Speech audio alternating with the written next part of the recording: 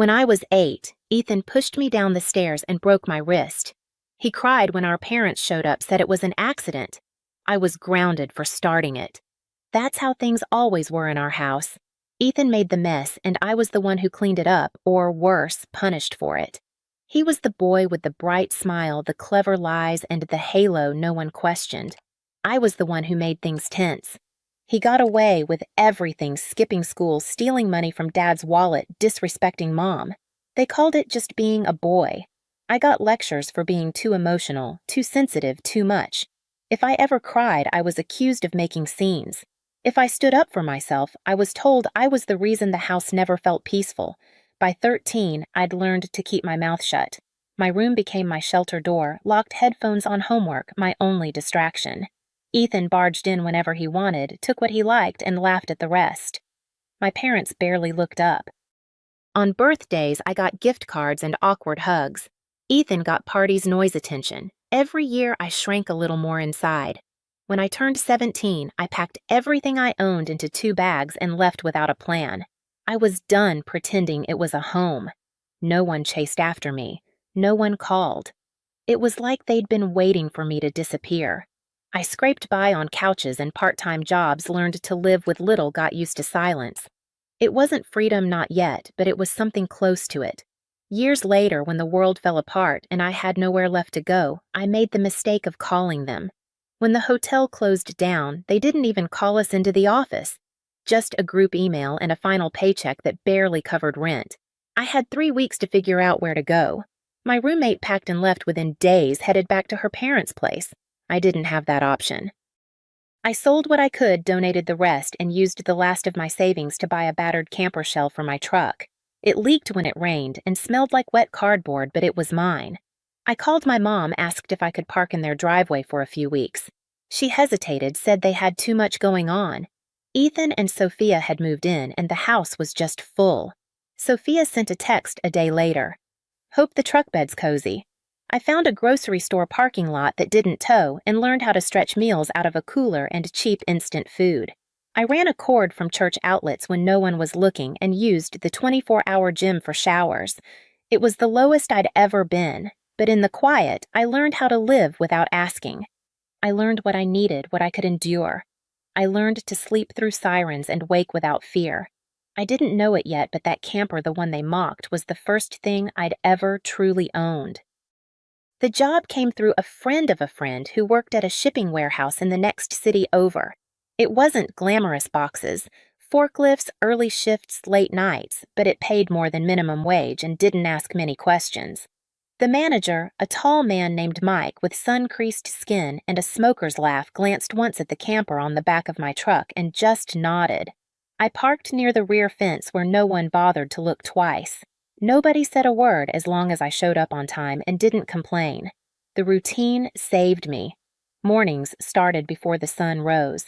I'd slip on gloves, load pallets, keep my head down. No one cared who I was or where I slept. They cared if I showed up, if I pulled my weight. And I did. Every hour of overtime I could grab. Every weekend shift no one else wanted. I didn't have anywhere better to be, and work kept my mind from drifting. When it got cold, Mike let me run a heavy-duty extension cord from the side of the building so I could plug in a small heater. I told him I'd work Sundays for free to pay for the power. He waved me off, but I worked Sundays anyway. Little by little, I built up a savings account. I bought new tires, replaced the camper's insulation, got a gym membership just for the showers. On weekends, I'd sit inside the camper with a warm drink, listening to the rain drum on the roof and feeling somehow safe. It wasn't just shelter. It was mine. I kept my world small. No calls to my family, no updates on social media. I stopped caring if anyone knew I existed. That silence, once suffocating, had become my freedom. Months passed like that, quiet and disciplined, and then, one afternoon, after a long shift and a quiet walk back to my truck, I found myself staring at a listing taped to the break room wall. A house, small, close, affordable. I almost didn't take the number, but my hand moved before I could stop it. The house wasn't anything fancy, a 3-bedroom manufactured home with faded siding and a sagging front step, but it had plumbing, a real roof, and walls that were mine. I put nearly every dollar I'd saved into the down payment and cried in the parking lot of the loan office after signing the papers. Not out of sadness, but something closer to exhaustion relief, disbelief. I didn't tell anyone for days.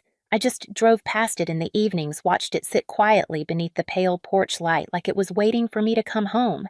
When I finally moved in, I slept on the floor the first night wrapped in 2 blankets with a space heater buzzing beside me. It was the best sleep I'd had in years. The next day, I parked the truck in the back and lowered the camper off the bed.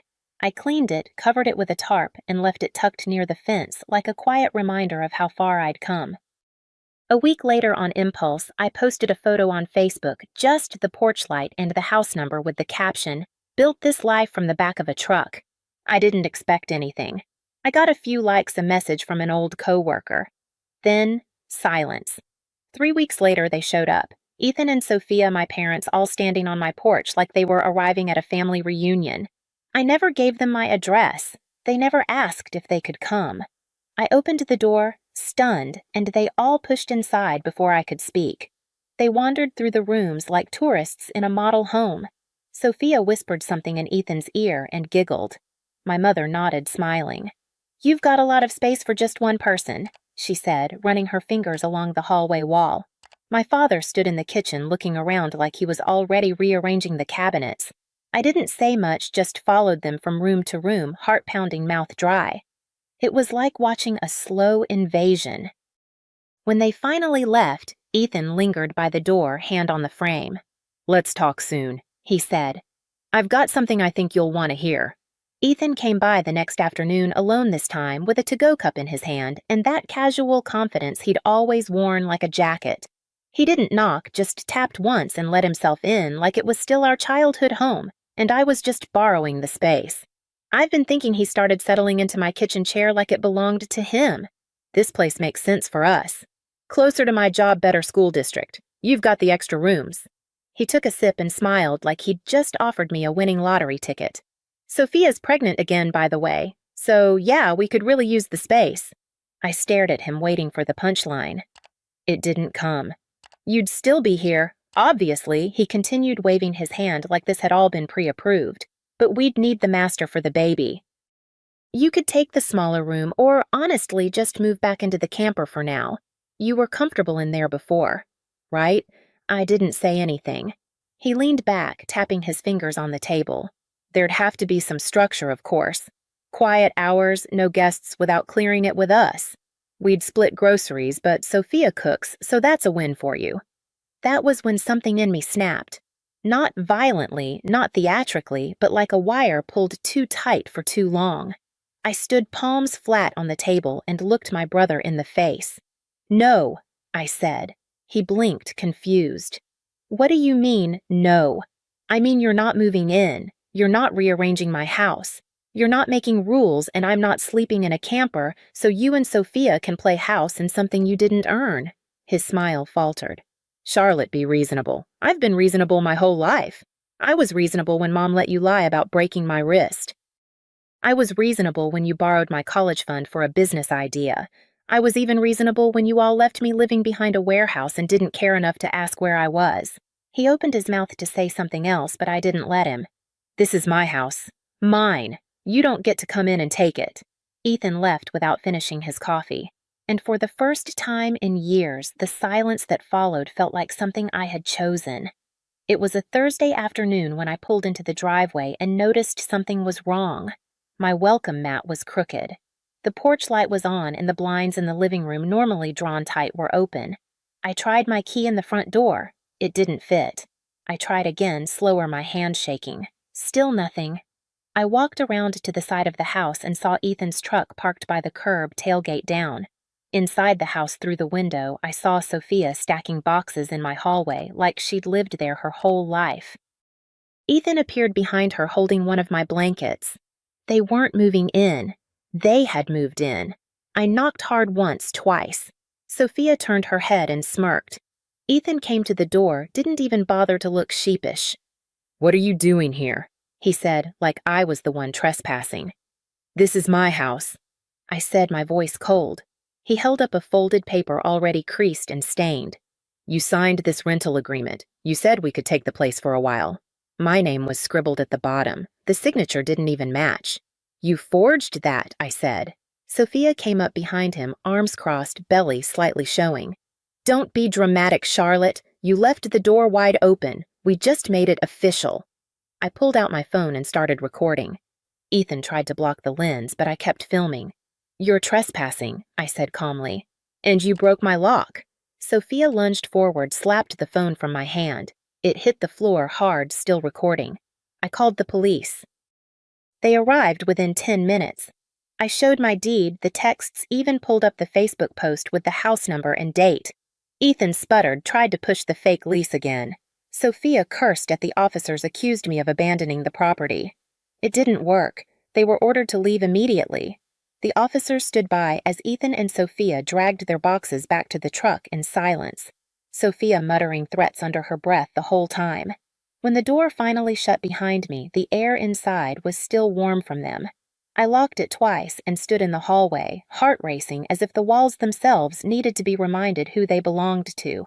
I posted the video without a caption, just Ethan waving that forged lease, Sophia slapping my phone, and the sound of my voice calm, steady naming what they'd done.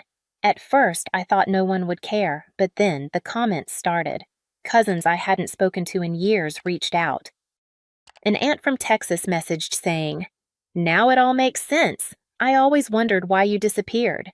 Even people from work saw it and said, "Good for you, that took guts." Meanwhile, Sophia vanished from social media. Ethan went quiet. My parents didn't post their usual Sunday brunch pictures. The silence on their end said more than words ever could. Then one evening, my parents showed up on my porch. No warning, no apology. "Ethan's going through a hard time," my mom said. "This is making things worse." My father added, "You've proved your point. Can't you just let it go for the family?" I looked at them, and for the first time, I didn't flinch. "I am doing this for the family," I said, the part that never tried to steal from me. They stood there speechless. At that moment, Emma, my cousin, pulled into the driveway. She stepped out and stood beside me without a word. That was the last time my parents tried to guilt me. And that weekend, I made a copy of the house key for Emma. A week later, Ethan texted me like nothing had happened. "Hey, can we talk?" "It's about the kids and rent." I agreed to meet him in the driveway. He showed up alone, hands in his pockets, eyes darting everywhere but at me. He said Sophia wasn't working. The kids were growing fast formula and diapers were expensive. They'd just fallen behind. He didn't ask to move in again just for money. Even a few $100s a month would help. He said, voice low, rehearsed. I didn't raise my voice. I didn't get angry. I walked him through my spreadsheet, showed him the cost of property tax insurance, the repairs I'd already done. Then I showed him a list of incoming tenants. I had started renting out the back room in the basement studio to 2 women from work. Quiet, respectful, paid on time. "I don't have money to spare," I said simply. I didn't buy this house to become a bank for someone who tried to take it from me. Ethan didn't argue. He just nodded lips tight and walked back to his truck. A few days later, Sophia drove by and screamed out the window, called me a thief, a traitor, a cold, barren witch. I stood at the kitchen sink, watched her through the curtain, and didn't move. The tenants arrived later that day with their suitcases and grocery bags. One of them baked bread and brought me a loaf without being asked. The other watered the lawn before work every morning. The house felt different now. Full but quiet, lived in but peaceful. That night, I opened the tarp on the camper and aired it out. I didn't know it yet, but I'd need it again. Just not for me. The rumors started small, just whispers from people who knew someone who knew Sophia, a coworker, a neighbor. Then someone forwarded me a screenshot of a message thread that made everything clear. She'd been seeing another man not recently through most of her marriage. Ethan didn't want to believe it. He denied it until the truth forced itself into daylight. The dates didn't match. The baby didn't look like him. A paternity test finally ended the guessing. The youngest wasn't his.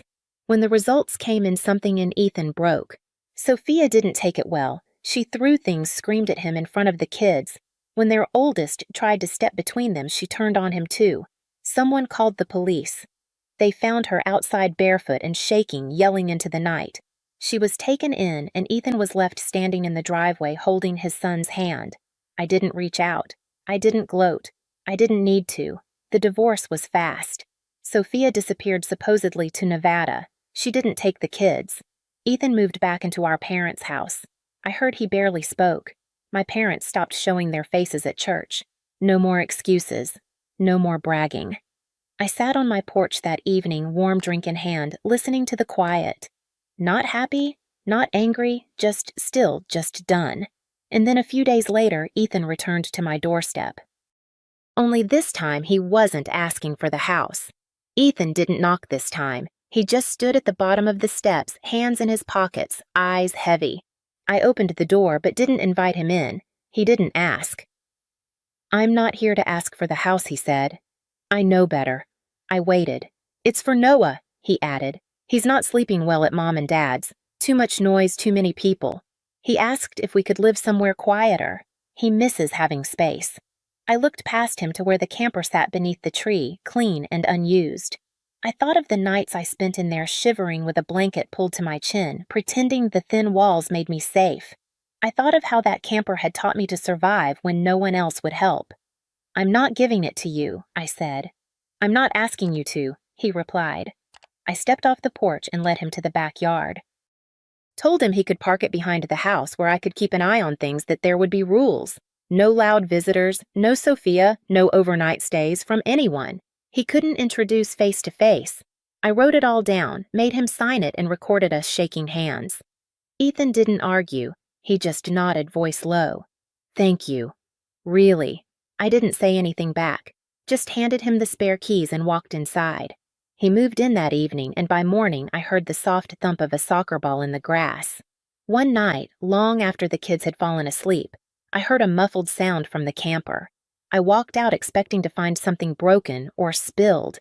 Instead, I found Ethan sitting on the camper floor, shoulders shaking, hands covering his face. "I ruined everything," he whispered. "I let her ruin us, and I let them ruin you." I didn't interrupt. I didn't touch him. I let him speak until the silence stretched between us like a bridge we both knew we wouldn't cross. "I don't expect you to forgive me," he said. "I just wanted you to know I see it now. All of it." I nodded once, then left him there with his grief. The days passed slowly. The kids stayed longer in my yard. They helped water the garden, drew chalk pictures on the driveway, brought me flowers they picked from weeds. They never asked questions. They just stayed close. My parents came by one Sunday afternoon. No speech, no defense, just quiet eyes and a tired look. "We were wrong," my mother said. "You didn't deserve it." For once, they didn't ask for anything in return. Charlotte's journey taught her the power of self-reliance and the importance of setting boundaries even against family. Growing up overshadowed by her brother Ethan's manipulations and her parents' indifference, she learned early that her needs were secondary. Leaving home at 17 forced her to forge her own path, relying on grit and resourcefulness to survive homelessness and build a life from a battered camper to home ownership. The betrayal of Ethan and Sophia attempting to claim her house, coupled with their forged lease, crystallized her understanding that love and loyalty must be earned, not demanded. By standing firm, confronting Ethan involving the police and publicly exposing their actions, she reclaimed her agency. Charlotte's lesson was not just about protecting her physical space, but about valuing her own worth after years of being dismissed. Allowing Ethan's son Noah to use the camper under strict conditions showed her ability to extend compassion without sacrificing her hard-won independence. Ultimately, Charlotte learned that true strength lies in choosing who to trust and defining her own family, those who respect her boundaries and honor her resilience while letting go of those who seek to take without giving. The Lincoln Center Opera House had never looked more magnificent. Crystal chandeliers cast golden light across marble floors, and elegantly dressed patrons swept through the grand foyer in their designer gowns and perfectly tailored tuxedos. Tonight was the premiere of Swan Lake with the New York City Ballet, and tickets had been impossible to get for months. I smoothed down my simple black dress, the one I'd bought on clearance 3 years ago, and tried to ignore the way Patricia's eyes swept over me with barely concealed disdain. "Really, Emma?" my stepmother murmured, adjusting her $8,000 Chanel gown. Couldn't you have made more of an effort? This is a very important evening for your father's business associates. Dad stood beside her in his tuxedo, looking uncomfortable. Emma looks fine, Patricia. Fine isn't appropriate for the opera house, Patricia replied, her voice sharp enough to cut glass. This theater is too classy for someone like you, she whispered to me, loud enough that nearby patrons turned to stare. You don't belong here. I felt heat rise in my cheeks but kept my voice steady. I'm sorry my dress isn't up to your standards. Patricia's smile was ice cold. It's not just the dress, dear. It's about understanding your place. Some people are meant for places like this and others. She gestured vaguely at me. Others should probably stick to community theater. My half-sister Madison giggled from behind her champagne flute. At 19 she was Patricia's perfect princess, dressed in a $3,000 cocktail dress that probably cost more than I made in 2 months at the art gallery where I worked. Mom's right, Madison said, not bothering to lower her voice. Emma always looks so out of place at nice events. I adjusted my simple dress quietly and said nothing. What was the point? I'd learned years ago that defending myself only made Patricia more vicious. The Ashfords are here tonight, Patricia continued, scanning the crowd. And the Whitmore family. Very important people, Emma. Please try not to embarrass us. Dad's business partners had always been Patricia's obsession. Ever since she'd married him 10 years ago, she'd been determined to climb the social ladder, using his construction company's success as her stepping stone into high society. The fact that his daughter from his first marriage didn't fit her image of refined elegance was a constant source of irritation. Perhaps Emma could wait in the car? Patricia suggested with false sweetness. I'd hate for her to feel uncomfortable all evening. She's staying, Dad said firmly, though I could see the exhaustion in his eyes. These battles between Patricia and me had been wearing him down for years. Of course she is, Patricia replied, her tone suggesting anything but agreement. Well, at least try to stay in the background, Emma. And please don't tell anyone you're related to us. I'd rather not have to explain. I nodded silently, used to being treated like an embarrassing secret. At family gatherings I was introduced as David's daughter from his first marriage, if I was introduced at all. Most of the time, Patricia simply pretended I didn't exist. The lobby began to empty as guests filed into the theater. I followed behind my family, keeping my distance as Patricia had requested. She was in her element here, air-kissing with other wealthy wives, name-dropping with practiced ease. Patricia Ashford. A woman in diamonds approached us. How wonderful to see you here. Mrs. Whitmore, Patricia practically purred. You look absolutely divine. Have you met my husband, David? He's the contractor who built the Riverside development. Dad shook hands politely while Patricia launched into her usual routine. Subtle bragging disguised as conversation, careful positioning of herself as someone important and well-connected. And this must be your daughter, Mrs. Whitmore said, noticing Madison. Yes, my Madison. She's at Columbia studying art history. Very sophisticated interests. I hung back, invisible as always. This was Patricia's show and I was just background scenery she wished she could remove. Excuse me, Ms. Anderson? I turned to find a man in an impeccable black uniform approaching. He was tall, distinguished, with silver hair and kind eyes. The head usher, judging by the elaborate cord on his shoulder. Yes, I said softly, glancing nervously at Patricia, who had stopped mid-sentence to stare at us. I'm James Morrison, head of guest services. Your private box is prepared if you'd like to head up now before the crowds. The lobby seemed to go silent around us. I could feel every eye in our vicinity turning toward me, including Patricia's shocked stare. I'm sorry, I said quietly. I think there's been a mistake. James smiled warmly. No mistake, Ms. Anderson. Box 5 as always. Would you prefer champagne or wine this evening? My mouth opened and closed soundlessly. Patricia's face had gone from surprise to suspicious to something approaching panic. Emma. Dad's voice was confused. What's this about a private box? James looked surprised. You're here with guests tonight? How wonderful. The box easily accommodates 8. Shall I arrange refreshments for everyone? I began, then stopped. There was no explaining this without revealing everything. The years of careful secrecy, The deliberate hiding of my success. The choice to let my family believe I was barely scraping by. Patricia recovered first, her voice sharp.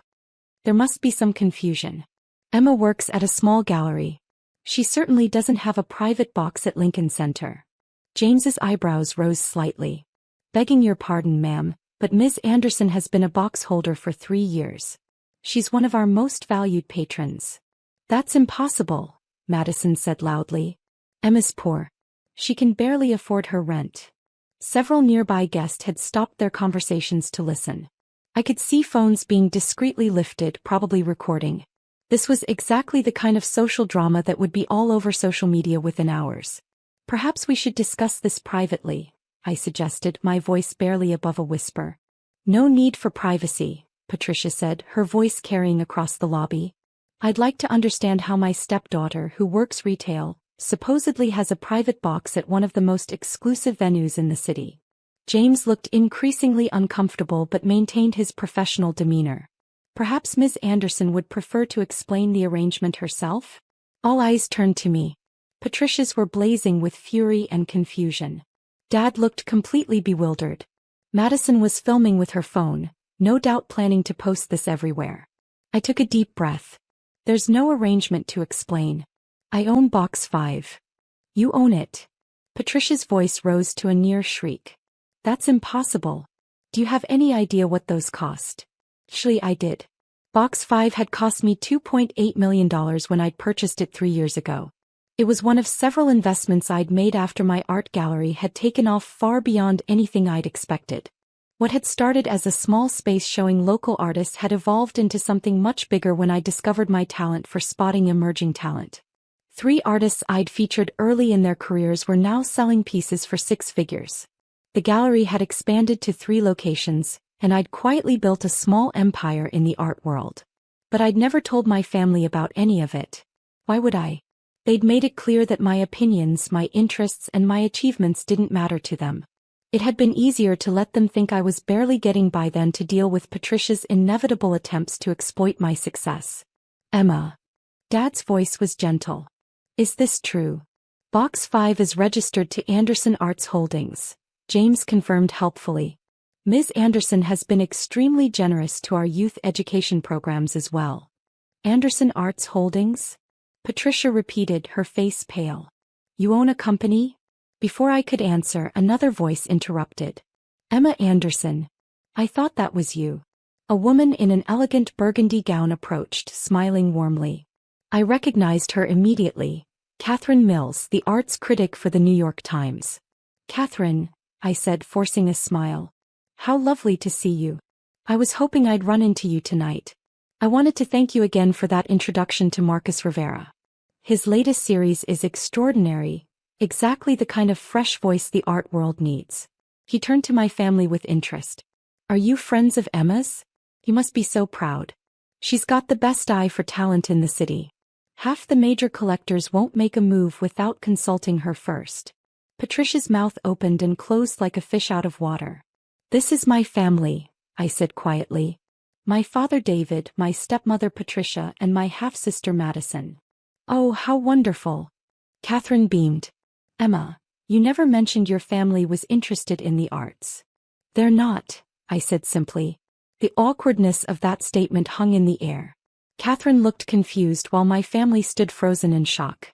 Well, Catherine said after a moment, I should let you get to your seats. Enjoy the performance, Emma. I'm looking forward to your thoughts on it. As she walked away, the silence stretched uncomfortably. Other guests were staring now, whispering among themselves. Several had their phones out, no doubt documenting this unusual family drama. Ms. Anderson, James said gently, shall I escort your party to Box 5? I looked at my family, really looked at them. Dad seemed overwhelmed, struggling to process this new information about his daughter. Madison was still recording, her eyes wide with shock and something that might have been excitement about the social media potential of this moment. And Patricia. Patricia looked like her entire world had just shifted beneath her feet. You own a private box, she said slowly. You own an art company. You know New York Times critics. Yes. But you dress like. She gestured at my simple black dress. Like someone who doesn't need to prove her worth through expensive clothes? The words came out sharper than I'd intended, but I was tired. Tired of being treated like an embarrassment, tired of being told I didn't belong, tired of pretending to be less than I was to make other people comfortable. Why didn't you tell us? Dad asked, his voice hurt. I looked at him, really looked at him. When had he gotten so much gray in his hair? When had those lines around his eyes gotten so deep? When would I have told you, Dad? During Sunday dinners when Patricia explains why I'll never amount to anything? During family gatherings when Madison posts photos of everyone except me? When exactly would have been a good time to share my success with people who've made it clear they think I'm a failure? That's not fair, Patricia protested, but her voice lacked its usual conviction. Isn't it? I asked. Tonight you told me I was too poor and unsophisticated for this theater.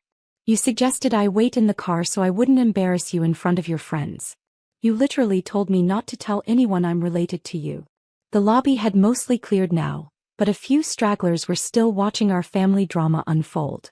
I could see security guards positioning themselves discreetly nearby, ready to intervene if things escalated. Perhaps we should continue this conversation in the box, James suggested diplomatically. The performance begins in 10 minutes. I almost said no. Almost told them to enjoy the show while I went home to my quiet apartment and my simple life. But something in Dad's expression stopped me. A sadness that had nothing to do with embarrassment and everything to do with regret. Box 5, I said finally. But we need to talk after the show. James looked relieved. Right this way. As we walked through the theater, Patricia remained uncharacteristically silent. The grandeur of Box 5 seemed to overwhelm her. The plush velvet seats, the perfect view of the stage, the champagne service, the fact that we had our own private restroom and coat closet. Emma, she said finally as James departed and left us alone. I owe you an apology. I took my seat, the best one, center position with the perfect view, and looked at her. Do you? I had no idea about your situation. My situation? Your success. Your business. This. She gestured around the box. Would it have mattered? I asked. If you'd known I was successful, would you have treated me differently? She opened her mouth to answer, then closed it again. That's what I thought, I said quietly. The lights dimmed and the curtain rose, saving us from further conversation. For the next 3 hours we sat in silence watching one of the most beautiful performances I'd ever seen. The dancers were exquisite, the music sublime, the staging flawless. But I barely enjoyed it. My mind was too busy processing the evening's revelations and their implications. During intermission, Patricia tried again. Emma, I want you to know that I never meant to make you feel unwelcome. Didn't you? I asked. Because from where I sat, that seemed to be exactly your intention. I thought you were content with your simple life. I thought you preferred staying in the background. You thought I was a failure and it made you feel better about yourself to keep me in that box. Dad winced at my words but didn't contradict them. I want to make this right, Patricia said. How? I don't know. Tell me how. I considered her question through the second half of the performance. How do you fix years of dismissal and condescension? How do you rebuild a relationship that was built on false assumptions and deliberate cruelty? When the final curtain fell and the theater erupted in applause, I finally had my answer. You start by seeing me, I said as we gathered our things. Not as an embarrassment to be managed or a problem to be solved. Just as a person who has her own life, her own successes, her own value. I can do that, Patricia said quietly. Can you? Because this isn't about the money or the box or the business success. This is about basic human decency. About treating people with respect regardless of what you think they can do for you. We rode down in the private elevator in silence. In the lobby, several people nodded respectfully at me. Other box holders, major donors, people who knew me from the art world. Patricia watched these interactions with growing amazement. How long? Dad asked as we waited for our cars. How long what? How long have you been successful? Really successful? About 5 years. The gallery started small but it grew faster than I expected. And you never told us because? I looked at him, this man who'd raised me, who'd loved me the best he knew how, but who'd chosen to marry a woman who saw me as a threat. Because I learned early that my achievements made Patricia uncomfortable. And making Patricia uncomfortable made you uncomfortable. so I stopped sharing. Dad's face crumpled. Emma, I'm so sorry. I know you are, Dad. But sorry doesn't fix the years of feeling like I didn't belong in my own family. What can we do? Madison asked. She'd been surprisingly quiet all evening, and I realized this might be the first time she'd seen the family dynamics from my perspective. You can start by deleting whatever you recorded tonight, I said. This was embarrassing enough without it becoming social media content. She looked down at her phone, then back at me. To my surprise, she opened the video and deleted it without argument. Done, she said. And Emma? I'm sorry too. I never thought about how the things we said made you feel. Thank you. My car arrived first. A simple black sedan that Patricia probably assumed was an Uber but was actually my driver. As I prepared to leave, Patricia grabbed my arm. Will you give us another chance? She asked. A real one. I studied her face, looking for signs of the calculated manipulation I'd grown used to. Instead, I saw something I'd never seen before. Genuine remorse. Maybe, I said. But it starts with Sunday dinner next week. You treat me like a member of the family, not like a charity case you're tolerating. And Patricia?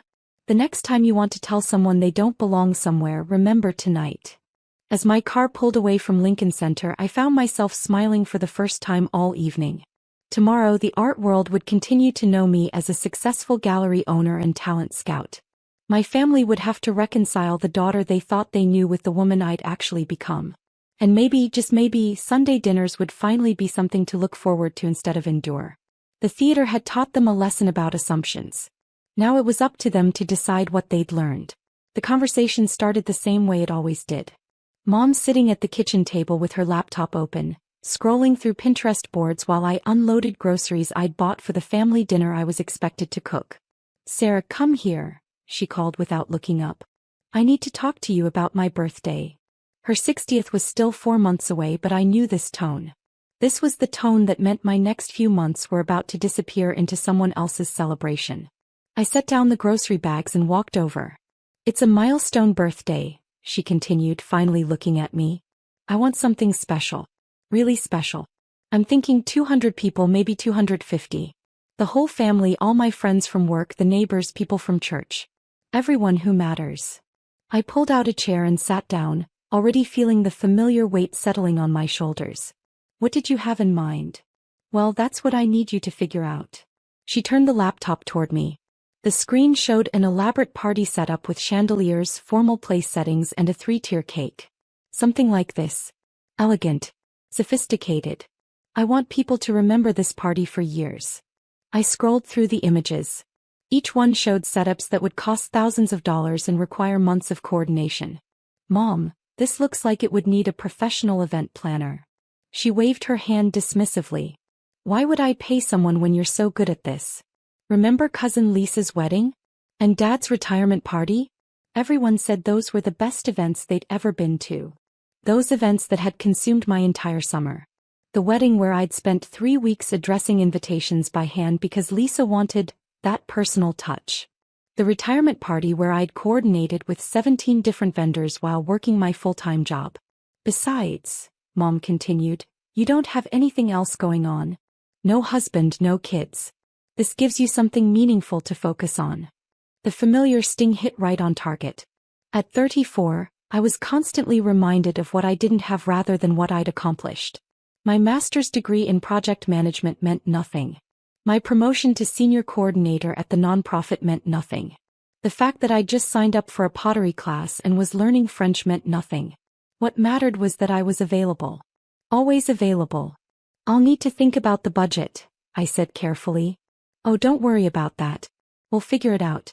You're so creative, I'm sure you'll find ways to make it work without spending too much. Translation. She wanted the expensive look with a minimal budget, and it would be my job to perform miracles. I'd learned over the years that we'll figure it out meant I'd be quietly subsidizing family events with my own money, then never getting reimbursed. When do you need an answer? Well, I already told everyone at book club that you were planning it. They're so excited to see what you come up with this time. She smiled, that particular smile that meant the decision had been made without me, and my consent was just a formality. I nodded slowly. Hey, let me look into some options. That night I sat in my apartment with a legal pad, making lists like I always did. Potential venues, catering options, entertainment possibilities, guest list management, timeline for invitations, decoration themes. But this time I made another list on a separate piece of paper. A list I'd never made before. Things I wanted to do instead. The French class I'd been excited about. The pottery studio where I'd signed up for weekend workshops. The hiking group I'd been meaning to join. The trip to Europe I'd been dreaming about for 3 years but never took because there was always a family event to plan. I stared at both lists. On the left, 4 months of my life disappearing into someone else's celebration. On the right, 4 months of my life belonging to me. For the first time in my adult life, I picked up my phone and called my therapist outside of our scheduled session. Dr. Martinez? It's Sarah. I know it's late, but I need to ask you something. Of course. What's going on? If someone asks you to do something and you say yes but then you change your mind and don't do it, is that lying? There was a pause. Can you tell me more about the context? I explained the birthday party situation. The expectation. The assumption. The way my agreement had been taken for granted before I'd even given it. Sarah, Dr. Martinez said gently, what would happen if you said no? I can't say no. It's too late. She already told people. But what would actually happen? I sat with that question for a long time. What would actually happen? Mom would be angry. The family would be disappointed. There would be drama and guilt trips and accusations. But what would actually happen to me? I think, I said slowly, I would be free. The next morning I started planning 2 different things simultaneously. On my work computer, I researched venues and caterers, sending emails and requesting quotes like the dutiful daughter everyone expected me to be. On my personal laptop I researched flights to Paris. The party planning felt like sleepwalking through a familiar nightmare. Call 17 venues, find 2 that might work. Get quotes from 8 caterers, negotiate with 3. Research live music options, entertainment, photographers, florists. Create spreadsheets for guest lists, dietary restrictions, seating arrangements. The Paris planning felt like waking up for the first time in years. Book a small hotel in the 6th arrondissement. Research museums and cafes. Sign up for a cooking class. Find a bookstore that offered English language events. For 3.5 months I lived in parallel universes. During family dinners I updated everyone on the party preparations. The venue is almost confirmed, I'd say. The catering is coming together. I'm working on the entertainment. All technically true. I was working on these things. I was making calls and sending emails and creating elaborate plans. I just wasn't finalizing anything. Meanwhile, my real life was taking shape in secret. I'd submitted the time-off request at work, citing family obligations. I'd arranged for my neighbor to water my plants. I'd bought a beautiful leather journal to document my trip. The closest I came to confessing was during a session with Dr. Martinez 3 weeks before the party. I keep thinking I should tell them, I said. Give them time to find someone else to plan it. What's stopping you? They'll be so angry. They'll say I'm selfish and irresponsible. Are you being selfish? I thought about it. I'm being self-preserving. There's a difference. What's the difference? Selfish would be if I was hurting them for my own gain. Self-preserving is protecting myself from being hurt by them. Dr. Martinez nodded. And how are you being hurt? That was the question that unlocked everything. How was I being hurt? Let me count the ways. I was being hurt by the assumption that my time had no value. By the expectation that I would sacrifice my own interests for everyone else's convenience. By the casual dismissal of my own goals and dreams. By the way my worth was measured entirely by my usefulness to others. I was being hurt by 20 years of being the family's unpaid event coordinator, never getting appreciation, only criticism if something went wrong. By the way my own birthday was forgotten year after year while I planned elaborate celebrations for everyone else. I was being hurt by the subtle and not-so-subtle messages that my life was less important because I didn't have the right kind of family structure. That my career accomplishments were meaningless because they didn't fit the family's definition of success. I'm being erased, I told Dr. Martinez. Slowly, event by event, expectation by expectation. I'm disappearing into what everyone else needs me to be. 2 weeks before the party, Mom called with updates. I ran into Margaret at the grocery store, she said excitedly. She's so looking forward to the party. She said her daughter is coming in from Seattle specifically for it. And you know how hard it is to get Amanda to travel. My stomach twisted. People were making travel plans, taking time off work, arranging babysitters. I also confirmed with the church ladies, Mom continued. All 12 of them are coming. They're so curious to see what you've planned this time. Remember how impressed they were with the centerpieces at Cousin Rachel's shower? I remembered. I'd spent 3 weekends handcrafting those centerpieces, staying up until 2 a.m. the night before the shower to finish them. And your brother called. He and Jenny are driving down from Portland. They're making a whole weekend of it. More people.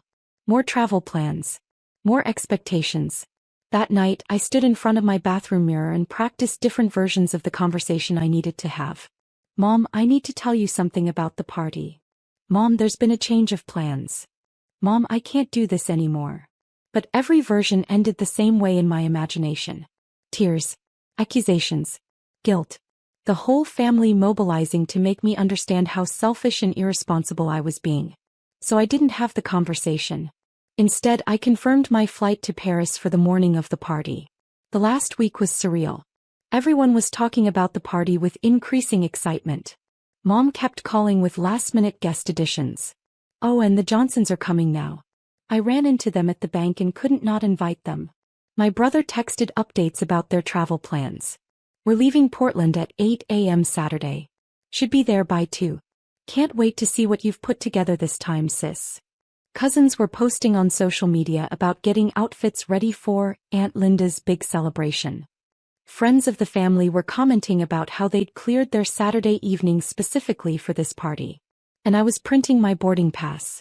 Friday night I packed a single suitcase. Just enough clothes for a week in Paris. The journal I'd bought. A small gift I'd picked up for myself. A silver bracelet I'd been admiring for months but never bought because I should save money for the family. I set 3 alarms for 4 a.m. I wrote a letter that I planned to leave on my kitchen counter, but when I tried to write it, no words came. How do you explain 20 years of invisible labor? How do you quantify the cost of always being available, always being accommodating, always being the one who sacrifices? In the end, I wrote just 4 lines. I hope you all understand someday that my time has value too. I hope you realize that asking is different from assuming. I hope you remember this feeling the next time you expect someone to give up their life for your convenience. I'm learning to say no. Saturday morning, my phone started ringing at 5:15 a.m. while I was in the Uber to the airport. Mom's ringtone. I let it go to voicemail. By the time I was through security, I had 6 missed calls and 12 text messages. I put my phone on airplane mode without reading them. The flight to Paris was the most peaceful 7 hours of my life. No one needed anything from me. No one expected me to solve their problems or coordinate their logistics or anticipate their needs. I read a book. I journaled. I watched clouds through the tiny window and thought about nothing except the fact that somewhere over the Atlantic Ocean, I was finally doing something just for me. I landed in Paris at 7 p.m. local time, which meant it was 11 a.m. in my hometown. The party was scheduled to start at 6 p.m. When I turned my phone back on, I had 43 missed calls and 67 text messages. I read them while sitting in a small cafe near my hotel, drinking wine and eating cheese that I'd ordered in my imperfect but enthusiastic French. The messages followed a predictable pattern. First came confusion. Where are you? The venue says they don't have any reservation under our name. Then anger. Sarah, this isn't funny. 200 people are expecting a party tonight. Then panic. We can't reach the caterer. None of the vendors have heard from you. What is going on? Then desperation. Please call back. We can figure this out together. Just tell us where everything is. Finally hurt. How could you do this to Mom? To all of us? We trusted you. I ordered another glass of wine and crafted a single group text to send to my entire family. I'm safe and I'm sorry for the confusion. I realize that I've been planning everyone else's life but not my own. I need some time to figure out what I want instead of what everyone expects from me. I'll call when I'm ready. Then I turned my phone off completely. For the next 5 days I wandered through Paris like someone learning to walk again. I spent hours in the Louvre not because I had to cover everything, but because I wanted to sit with the paintings that spoke to me. I took a cooking class where I was terrible at making croissants but excellent at laughing about it. I wrote in my journal in small cafes where no one knew me or expected anything from me. On my last day I sat by the Seine and finally turned my phone back on. 89 new messages. Most of them were variations on themes I'd expected. Anger about the embarrassment. Guilt about mom's ruined birthday. Accusations of selfishness and irresponsibility. But buried in the middle was a message from my cousin Emma that made me stop scrolling. Hey Sarah. I know everyone's mad, but I wanted you to know that I've been thinking about what you said. About asking versus assuming. I realized I've been doing that to my roommate for months, just expecting her to clean up after me because she's good at that stuff. I apologized to her yesterday. I hope you're okay wherever you are. And another one from my brother's girlfriend Jenny. I don't know if this is the right thing to say, but watching everyone scramble to throw together a last-minute celebration made me realize how much work you usually do that none of us see. I'm sorry we took that for granted. And surprisingly, one from Dr. Martinez, who I'd given permission to contact me in emergencies. Your mother called my office. I couldn't discuss your therapy, but I told her that sometimes people need to take dramatic action to be heard. She asked me to tell you that she's proud of you for taking care of yourself. She said she's ready to listen when you're ready to talk. On the plane home I wrote a different letter. Not an apology but an explanation. A careful outline of what I was willing to do going forward and what I wasn't. A list of my own goals and interests that I would no longer sacrifice for family obligations. And a request for something I'd never asked for before. Consideration. When I landed, my brother was waiting at the airport. Not to yell at me as I'd expected but to drive me home. Jenny made me realize some things, he said as we pulled out of the parking garage. About how much you do for all of us. And how little we do for you. I just needed them to see that my time has value too, I said. We see it now, he said. Well, most of us do. Mom's still pretty hurt but she's starting to understand. 2 weeks later we had the family meeting I'd been dreading. But instead of the confrontation I'd expected, it turned into something I'd never experienced before. A conversation where my perspective mattered. Mom did cry. She talked about feeling embarrassed and hurt. But she also apologized for assuming I would always be available, for never asking what I wanted, for measuring my worth by my usefulness to others. I want to plan my own 61st birthday, she said finally. Will you teach me how? My brother and sister-in-law offered to take turns hosting holidays. My cousin Emma volunteered to coordinate the next family reunion. For the first time in 20 years, the family labor was being distributed instead of dumped entirely on me. And I signed up for the advanced French class. 6 months later, I planned Mom's 61st birthday party. But this time it was because I chose to, not because it was expected. She paid for everything up front. She asked what I wanted to do instead of telling me what she needed done. She thanked me not just afterward but throughout the process. The party was lovely. Smaller than her 60th would have been but more meaningful. 40 people who really mattered to her, gathering in our backyard for a simple but elegant celebration. And afterward, when people asked Mom who'd planned such a beautiful party, she said something she'd never said before. My daughter Sarah planned it.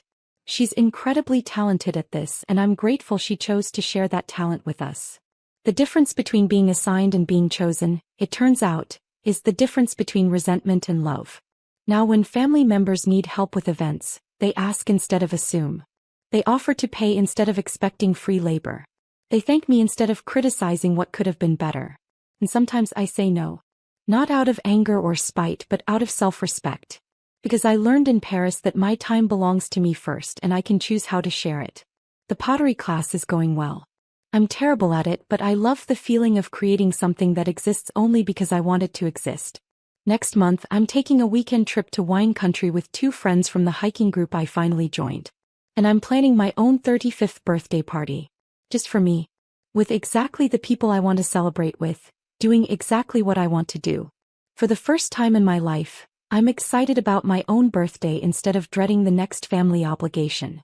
Turns out, the best gift I ever gave myself was learning that my life belongs to me.